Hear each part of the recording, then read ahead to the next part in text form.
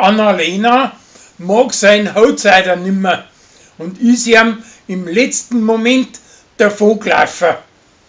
Fanny glaubt, dass da der Mike dahinter steht und haut ihm ein Watschen runter.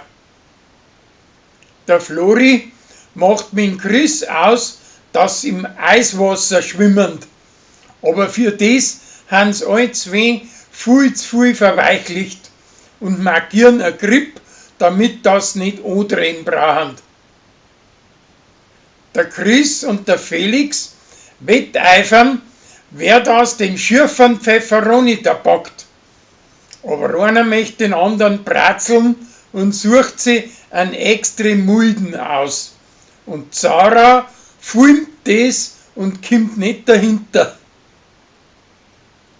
Als Hummerl schickt eine von seinen Kühe zu einer Schönheitskonkurrenz und davor riecht es nur schön her mit der Hilfe vor einem gewerbsmäßigen Kuhstriegler, wo nichts taugt und sie selber auch gleich striegelt, weil er früher ein Haarschneider gewesen ist.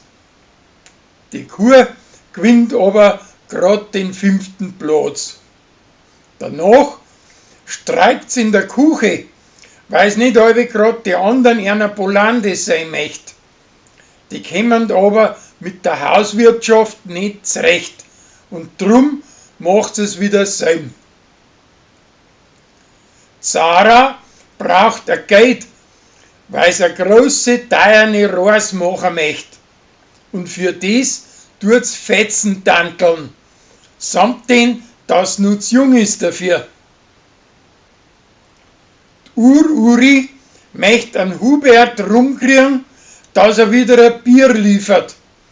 Aber wie der sagt, dass aus ist zwischen ihm und dem Gregor, haut's es um. Danach möcht's mit der Rosi die 2 Bigauderer wieder zusammenbringen. Aber die werden wieder raffert und der Hubert haut den anderen Pfotzenblute. Danach geht er mit seinen Stiefbrüdern Bergsteigen, damit das wieder zusammenfinden.